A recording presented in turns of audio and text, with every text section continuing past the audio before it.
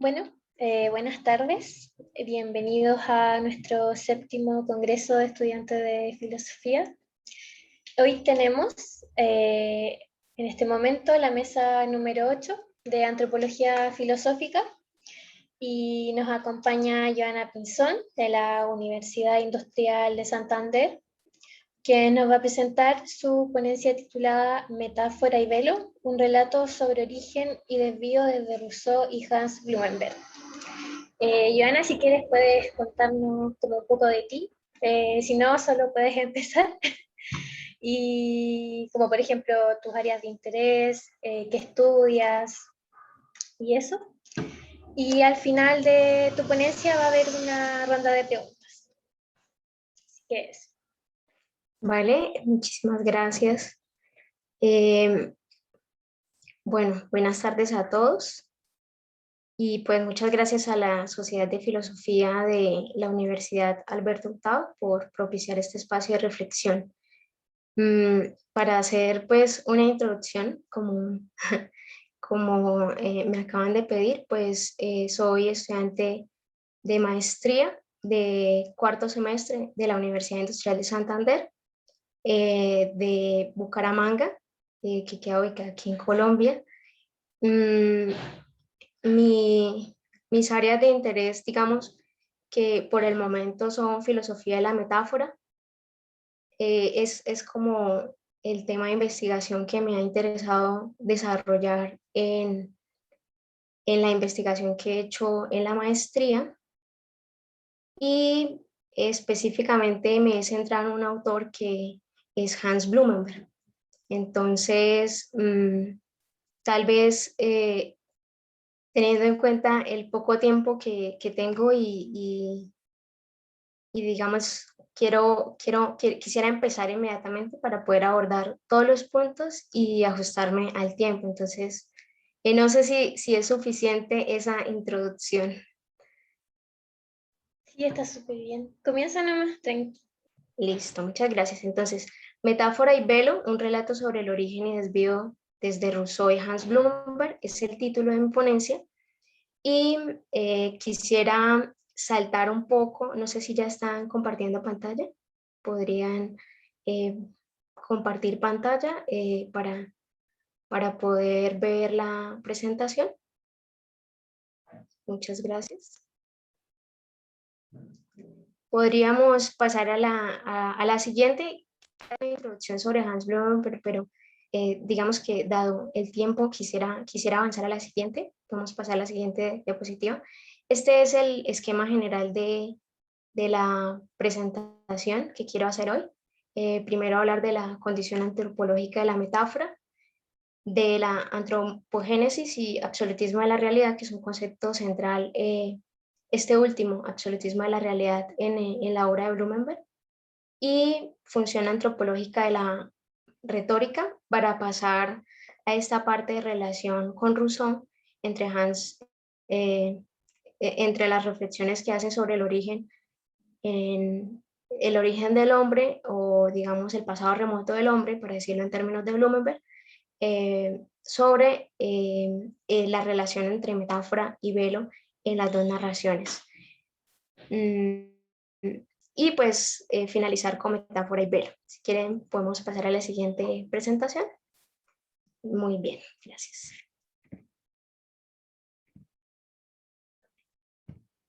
Bueno, condición antropológica de la metáfora. La pregunta ¿qué es el hombre? Es objeto de interés para varias disciplinas, en la que la antropología filosófica se involucra de singular manera. El método con el que esta disciplina aborda la pregunta por el hombre es filosófico. Es por esto por lo que la antropología filosófica es un campo dentro de la filosofía. Como Gehlen anuncia, el comienzo de la antropología filosófica se da cuando deja de estar coligada a la teología. En sus palabras, abro comillas, cuando la filosofía empieza a emanciparse de la teología, la pregunta ¿qué es el hombre? Pudo plantearse y responderse en nuevas categorías.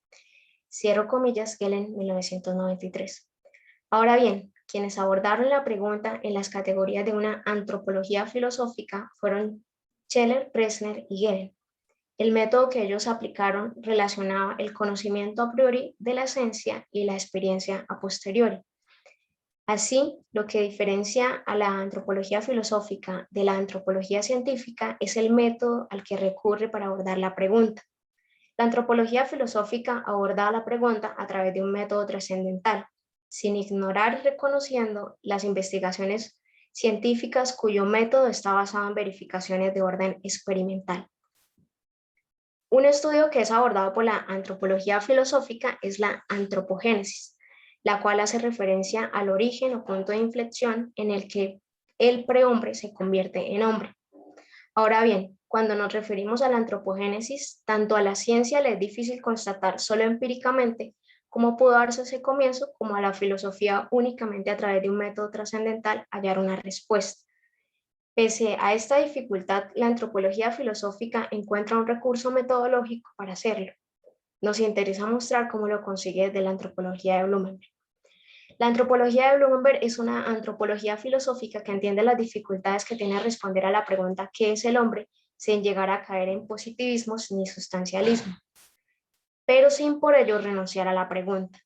Esta antropología asume que no es posible una respuesta única que pueda definir lo que es el hombre sin correr el riesgo de caer en reduccionismo, pero también entiende la necesidad que tiene la filosofía de asumir esa pregunta y no dejar únicamente a merced de la ciencia una respuesta. Ahora bien, la formulación de Blumenberg sobre la antropogénesis parte de la definición de hombre como ser carencial, la cual es tomada de Herder por Gehlen. En 1993 describe al hombre de este modo. Abro comillas, se puede decir que el hombre, expuesto como el animal a la naturaleza agreste, con su físico y su deficiencia instintiva congénitos, sería en todas circunstancias inapto para la vida. Pero esas deficiencias están compensadas por su capacidad de transformar la naturaleza inculta y cualquier ambiente natural como quiera que esté constituido, de manera que se torne útil para su vida.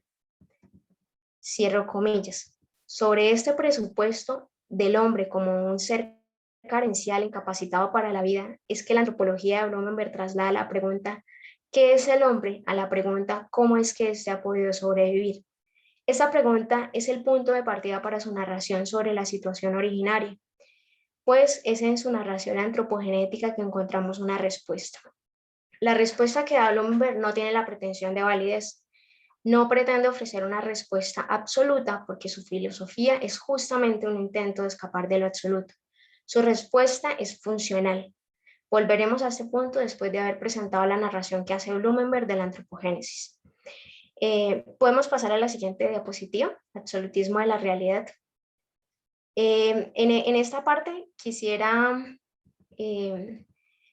por cuestiones de tiempo, no abordarlo, desarrollarlo de manera profunda, sino decir algunos puntos que me parecen centrales sobre el concepto para pasar al siguiente punto. Entonces, solo diré que absolutismo de la realidad es un concepto central en la filosofía de Blumenberg, en donde el hombre no tiene en sus manos las condiciones de su existencia, en el que el mundo se le presenta inconmensurable, abarcable e inhóspito. Es un estado del que logra salir el hombre a través de entablar una relación indirecta con la realidad, una relación, como dice Blumenberg, ante todo metafórica.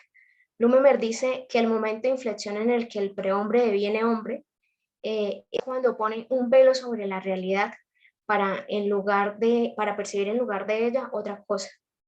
Es decir, el hombre se refugia del absolutismo en las metáforas, los mitos y la fantasía. Lo simbólico en esa medida es una manera de solventar sus carencias biológicas. Asimismo, dice Blumenberg, sus defectos antropológicos se deben a su falta de tiempo. El tiempo de la vida no es proporcional al tiempo del mundo, pero esa desproporción el hombre la consigue reducir con la creación de instituciones. Y la retórica es una de esas instituciones. Entonces, vamos a pasar al siguiente punto, función antropológica de la retórica. A la siguiente diapositiva. La pregunta ahora no es solo por qué el hombre pudo sobrevivir, sino por qué aún sigue sobreviviendo. La respuesta se centra ahora en las estrategias para contrarrestar la brecha en la desproporción del tiempo de la vida con el tiempo del mundo. Veamos su vulnerabilidad, la del hombre, contingencia y finitud lo pone en inferioridad con respecto a una realidad de unos poderes más grandes, la cual podemos pensar desde la desproporción de sus tiempos. Abro comillas, todavía Lichtenberg seguía viendo nuestra invencible inferioridad frente a la naturaleza en el hecho de no compartir su medida de tiempo, no poder imitarla allí donde ella sobrepasa, usando generosamente su tiempo, toda medida de la vida humana. Cierro comillas, es una cita de Blumenberg. No solo tenemos un impulso que nos hace plantearnos preguntas que superan excesivamente el tiempo de vida que tenemos para contestarlas, ¿no? Allí está la filosofía, sino que además tenemos una compulsión a la acción, resultado de esa misma falta de tiempo que nos hace actuar antes de esperar hallar una respuesta a esas preguntas. En contraposición al impulso que nos hace plantearnos preguntas que superan de sobremanera el tiempo de la vida que tenemos para contestarlas, creamos las instituciones donde encontramos ya respuestas. Pero como marca Rivera 2010, hay una distinción entre la institución de la ciencia y la retórica. Pues, abro comillas, en contraste con la ciencia clásica que persigue la verdad definitiva, la retórica tiene que verse con situaciones en las que la ausencia de certezas no debe desembocar en la indecisión o inacción, cierro comillas. Lo que queremos decir es que el hombre toma decisiones y actúa en el mundo aun cuando no encuentra la respuesta definitiva a sus interrogantes, y en esa medida la retórica, a diferencia de la ciencia, se presta para ofrecer soluciones provisionales a esos interrogantes. Esto quiere decir que frente a los medios insuficientes y la falta de evidencia para hallar certidumbres definitivas, la metáfora es un atrevimiento para ofrecer respuestas funcionales. De ahí que Blumenberg afirme que su metaforología es un intento, abro comillas, de hacer comprensible el coraje con el que se adelanta el espíritu en sus imágenes a sí mismo y cómo diseña su historia en el coraje de conjeturar, cierro comillas. Superando la idea de que, abro comillas, la filosofía, la fe religiosa y también la ciencia prometían certidumbres definitivas, y en esa medida la retórica quedaba como un adorno para embellecer todavía más lo que ya de por sí aportaba evidencias objetivas indudables, cierro comillas, Suárez 2005.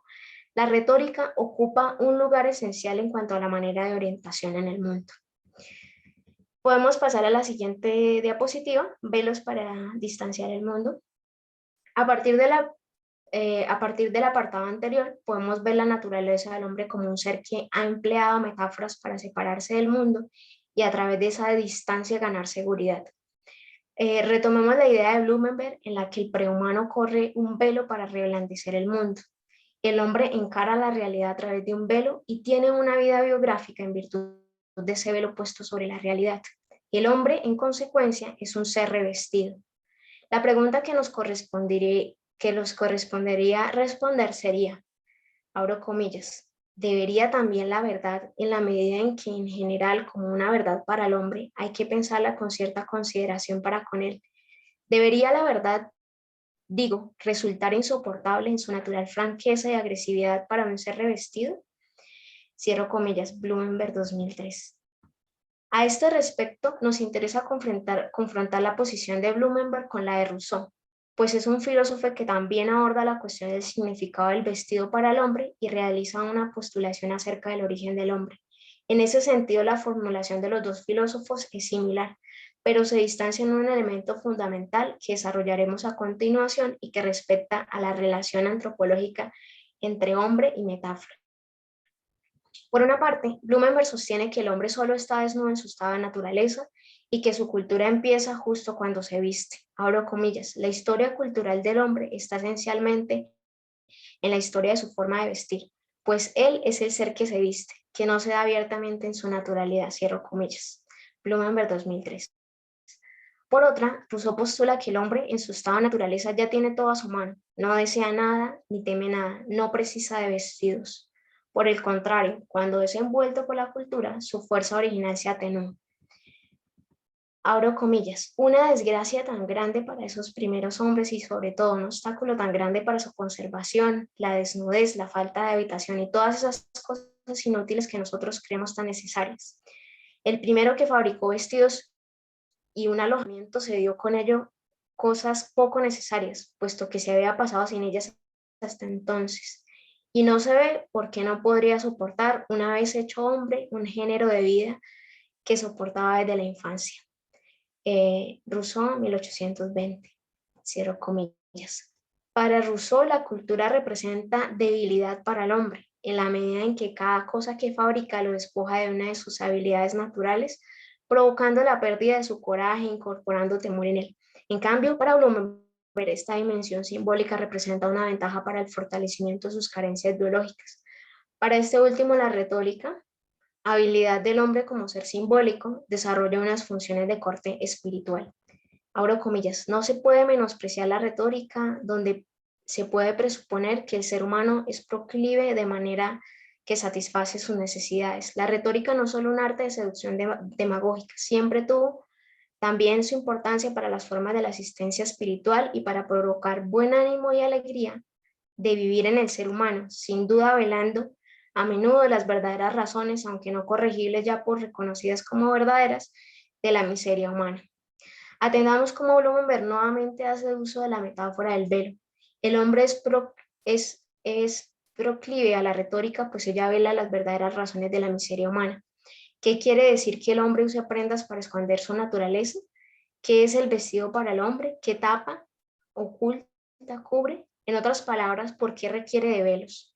Si la desnudez de la verdad se entiende como, abro comillas, un deshacer, un engaño, un quitar la máscara, como un desvelamiento ofensivo para el pudor, quebrantamiento de un misterio, cierro comillas, esta es una cita de Blumenberg, lo que encontraremos al retirar el velo es la verdad, abro comillas, en su natural franqueza y agresividad. Esto también es de Blumenberg, cierro comillas. Tal vez lo que se esconde es la verdad inaceptable de que somos seres finitos, contingentes y reemplazables. Puede ser que la realidad que velamos es que somos seres sustituibles, sin una razón suficiente para ingresar en la existencia. De ello, abro comillas, podemos inferir que somos fruto del azar y dejaremos de existir en algún momento. Rosada 2019. Y pasamos al siguiente y último punto, metáfora y velo. Si la apariencia de la verdad es que el mundo tiene un poder absoluto, el velo constituye la creencia de que el mundo está despotenciado.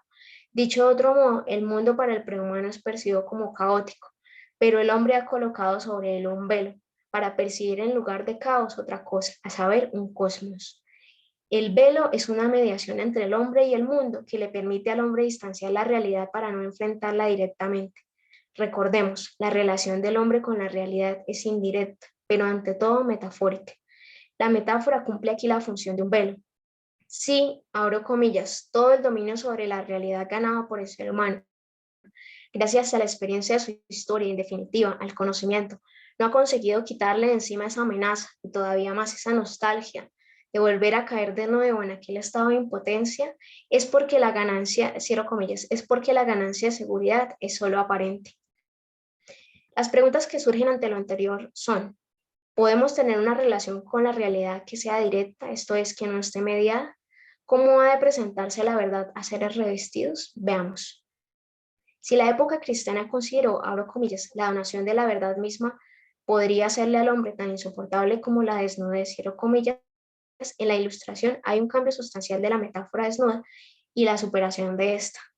Y, abro comillas, su renovación en el sentido en que los disfraces de la verdad ya no tienen ahora su raíz en la necesidad retórica de ornamentación y en la fantasía poética. No representa en general añadidos accidentales y eliminables, sino que constituyen el modo de manifestación de la verdad. Blumenberg 2003. Cierro comillas. Blumenberg considera que la acción que convierte al hombre en tal es la de velar el mundo. Esto quiere decir que el hombre en su estatus naturalis ya está mediado. El hombre no es un hombre sin sus velos. Quien no posee velos es el prehumano, quien sí tiene una relación directa con la realidad. Así Blumenberg marca una distancia con Rousseau cuando afirma, abro comillas, Rousseau habría creído que solo con arrancarle los velos a ser socialmente disfrazado se manifestaría el hombre verdadero y natural. Pero siguiendo a Stigler, 1994, Rousseau habría ignorado un hecho. Pensar al hombre como se ve hoy, abro comillas, caminando con dos pies, sirviéndose de sus manos como lo hacemos nosotros. Cierro comillas, Rousseau. Pero solo hasta que el animal se erige y se para sobre sus dos pies es que surgen las que antes eran patas como sus manos. Y, abro comillas, no tener ya patas es manipular, y lo que las manos manipulan son útiles instrumentos. La mano no es una mano hasta que no permite el acceso al arte, al artificio, a la técnica. Cierro comillas, Stigler 1994.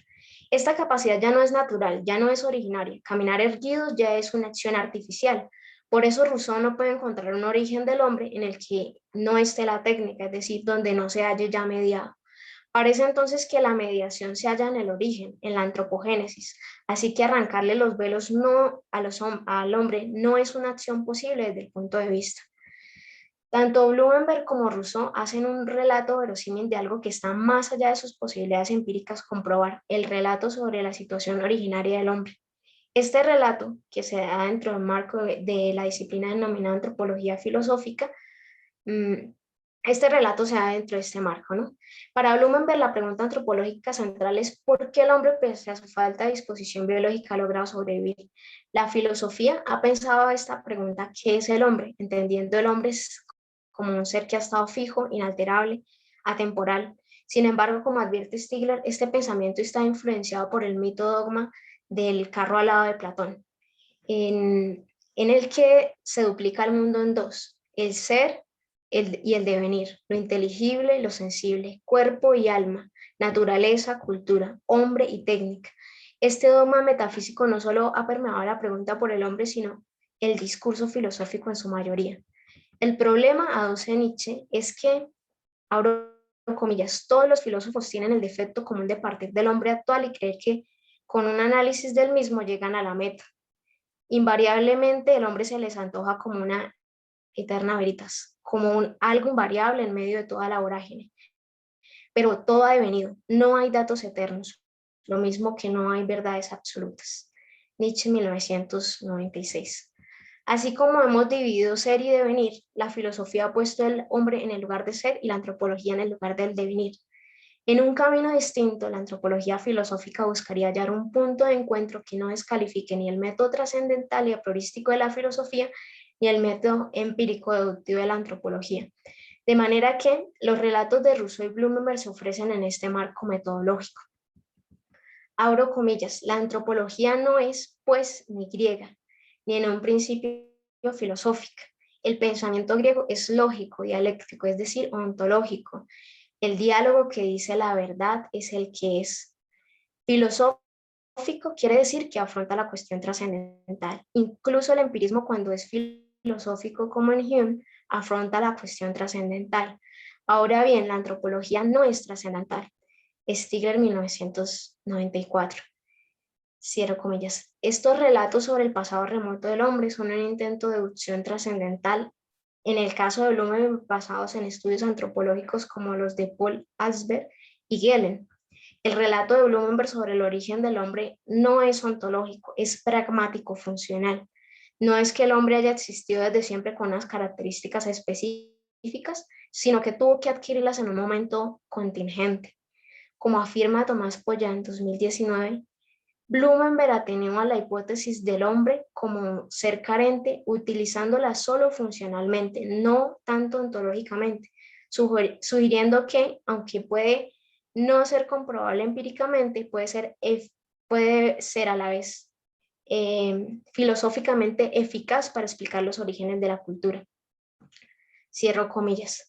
De acuerdo con esto, el interés de Blumenberg no está enfocado en presentar un relato que narre lo que realmente ocurrió en la antropogénesis, sino en presentar una explicación sofística de cómo pudo darse esta desviación.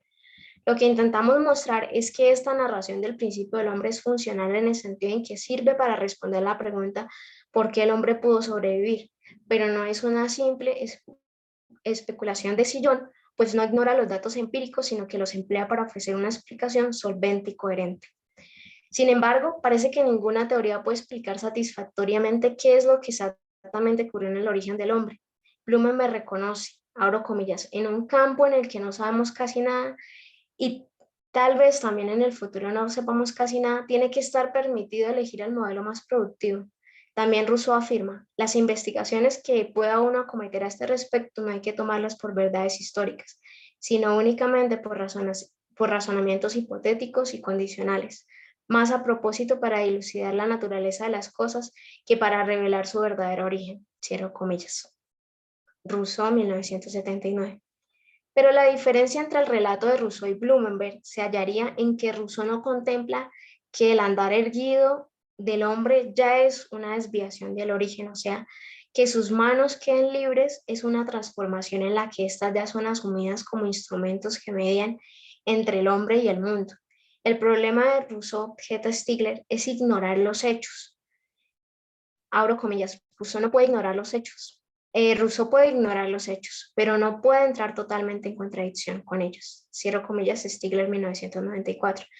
No obstante, Stigler advierte la gran importancia del relato de Rousseau, quien, abro comillas, nos muestra por antítesis cómo todo lo que es del orden de lo que se considera habitualmente propiamente humano está inmediatamente e irremediablemente ligado a una impropiedad, a un proceso de exteriorización en el que ya nada está inmediatamente al alcance de la mano, en el que todo se encuentra mediatizado, instrumentalizado, tecnificado, desequilibrado, proceso que llevará hoy a algo inhumano o sobrehumano, al arrancarle al hombre de todo lo que parecía definido hasta entonces. Lenguaje, el trabajo, la sociedad, la razón, el amor, el deseo y todo lo relacionado con ello. Stigler, 1994. Esto quiere decir que todo lo que es el hombre no son más que artificios, desviaciones, en otras palabras, velos. Si para Rousseau el hombre, el homo economicus, faber, laborans, sapiens, el animal lógico, racional, o que habla, el animal político, social, el animal que desea, todo lo que la filosofía tradicional ha utilizado siempre para calificar al género humano, son desviaciones del origen y son perturbaciones de la verdadera naturaleza del hombre. Para Blumenberg, lo que hace a un hombre tal es su ser homodoples, homosimbólicos. Si hay que decirlo en términos de razón, su desnaturalización, sus velos. Con esto terminaría.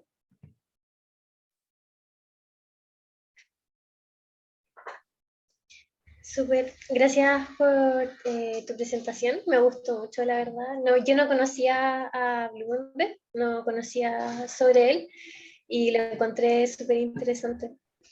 Vale, Así igual que podría profundizar sobre él ahorita en los 20 minutos, si les parece.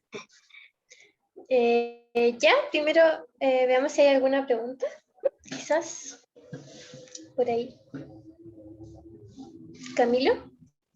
Sí, yo tengo una, sí, pero como que me surgió como, bueno, tú presentabas como encontraste a Blumenberg, a Rousseau, y bueno, no sé, yo cuando pienso en este debate de naturaleza humana, en la discusión del origen del humano y todo eso, también en contraste a Rousseau, se me viene a la mente Hobbes, y bueno, Hobbes tiene una teoría bastante distinta, así como con respecto al origen del humano, que dice que la naturaleza del hombre es más violenta, es más de carácter como de un desorden, o citando como la frase que él pone, que el hombre es como un lobo para sí mismo.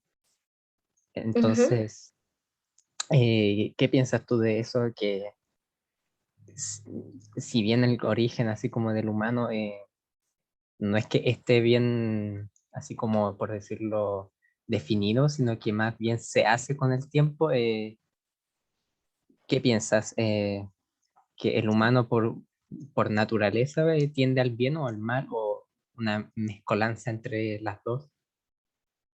Sí, parece, según lo que he leído de Rousseau, que el hombre en su estado natural no está pervertido, es decir, parece que hay como una pureza en su estado natural que pervierte lo simbólico o lo cultural. En ese sentido, yo no podría hablar de Hobbes, pero de acuerdo a lo que usted me acaba de mencionar, yo podría decir que hay una distinción ahí bastante importante, porque para pues, la frase que usted acaba de citar, ¿no? el hombre es un lobo para el hombre, pero en su estado natural, ¿no? La cultura, digamos que lo que haría es a atenuar esto a través de un tratado de paz, que esto no se convierta pues en un caos, en un desorden, lo social, digamos que tendría esa función. En el caso de Rousseau es lo contrario, ¿no? Parece que lo que pervierte es la cultura y el hombre en su estado natural es puro. Lo que yo intento a través de esta ponencia que hice sostener es que para Blumenberg y refiriéndome también a Stigler, y sobre todo porque Stigler se basa en un antropólogo que es Leroy Guran, eh, esta manera de entender el hombre como lo hace Rousseau digamos, es una manera que no se sostiene, no está bien fundamentada, porque el hombre desde su inicio ya se encuentra a media, es decir, el hombre ya desde su definición es cultural, un hombre cultural, es decir, un hombre simbólico, ya está mediado, ya desde su origen está mediado. En ese sentido, digamos que habría una distinción ahí entre lo que piensa Blumenberg y lo que piensa Rousseau. Sin embargo, a mí lo que me parece súper interesante de estas dos formulaciones sobre el origen es que las dos son funcionales, es decir, las dos entran como en en este campo de la antropología filosófica en el que se intentan hacer formulaciones a través de un método trascendental, pero también en el caso de Blumenberg, sé más claro, acudiendo a antropólogos que digamos que recurren a un método experimental. En el caso de Rousseau, sí, de acuerdo a lo que yo mencioné, Stigler criticaría eso de Rousseau, ¿no? Porque él dice, no puede entrar, o sea, puede ignorar los hechos, pero no puede entrar en contradicción con ellos. Entonces, bueno, yo creo que me salió un poquito de su pregunta apuntada hacia otro lugar, pero bueno, en este caso, en este caso yo plantearía esas distinciones y digamos, lo cultural en el caso de Blumenberg no se entendería, no se entendería como una perturbación, eh, entendiendo, entendiendo, no sé, perturbación como un rasgo natural negativo del hombre, sino que lo que hace lo simbólico es permitir solventar unas deficiencias que tiene el hombre, el prehombre, digamos, respecto al mundo, porque el mundo se le presenta a este prehumano como muy desproporcionado en relación a él, es decir, desproporcionado en fuerzas, desproporcionado en magnitudes, y lo que hace lo simbólico es lograr solventar esa parte carente del cuerpo humano, y al crear esta parte simbólica, digamos, al surgir esta parte simbólica, lo que hace lo simbólico es compensar. En ese sentido, digamos, en Blumenberg no estaría me atrevería yo a decir, ¿no? No estaría esa idea de que lo simbólico podría servir o lo cultural servir para corromper o el hombre en su estado natural es, digamos, está ya perturbado, sino que simplemente le sirve a Blumenberg, le sirve lo simbólico, piensa Blumenberg, le sirve al hombre para suplir esa carencia biológica, para que ya no esté eh, de, eh, en el mundo solamente corporalmente, porque cuando el hombre está en el mundo solamente corporalmente, digamos que permanece en un estado de amenaza constante. Es decir, como que la fantasía lo que hace es permitirle como evadir esto, que es lo que yo interpreto, que dice Blumenberg, poner un velo sobre el mundo, evadir ese cuerpo a cuerpo con la realidad y a través de esta parte simbólica solventar esa deficiencia instintiva. Bueno, me alargué un poquito. Muchas gracias, sí. Bastante aclarador, igual. Vale, gracias por la pregunta, Camila.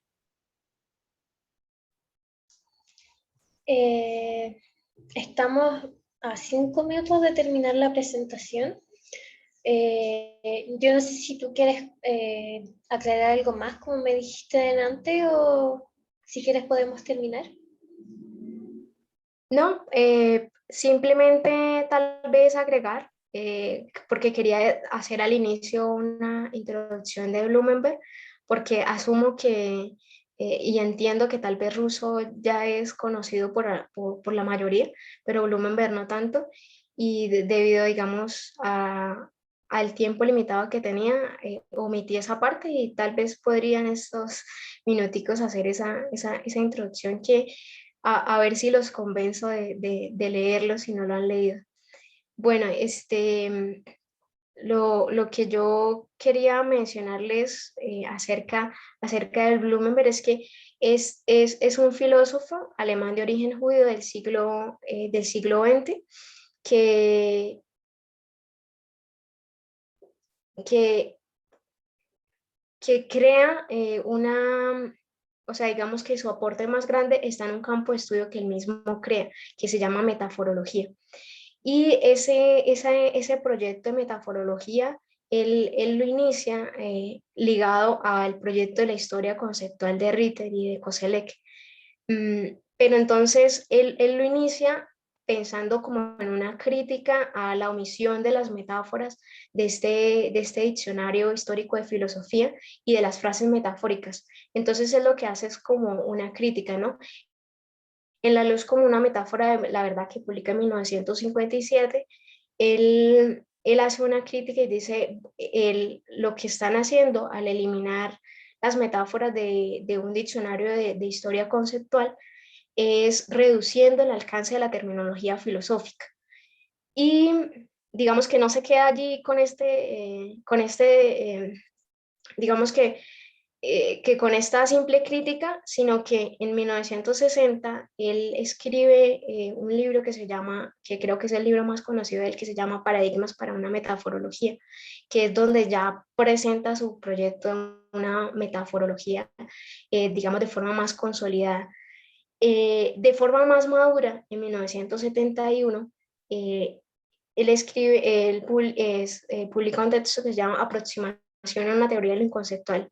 Y ahí, digamos que formula que ya la metáfora no está simplemente ligada a algo que él llama metáfora absoluta, sino que está en el campo de lo inconceptual.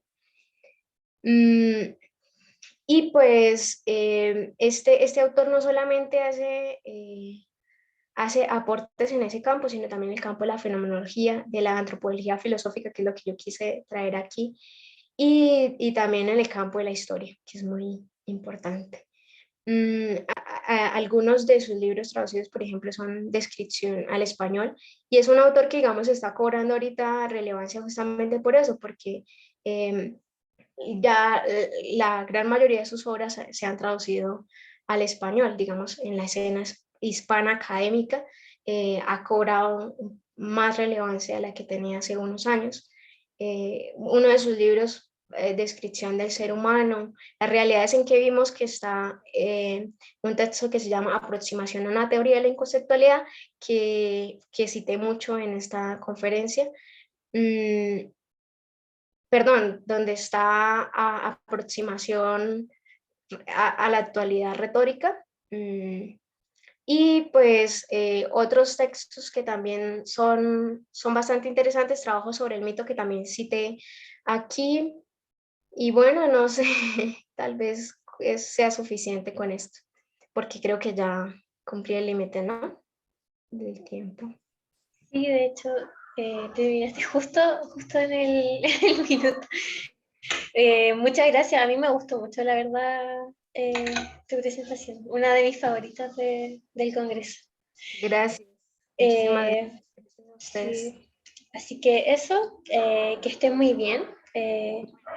Y a las 4 hay otra mesa, si no me equivoco, es la de hermenéutica, por si quieres asistir en este mismo link que después vamos a habilitar de nuevo. Vale, Y eso, que tengas buena tarde. bueno, gracias.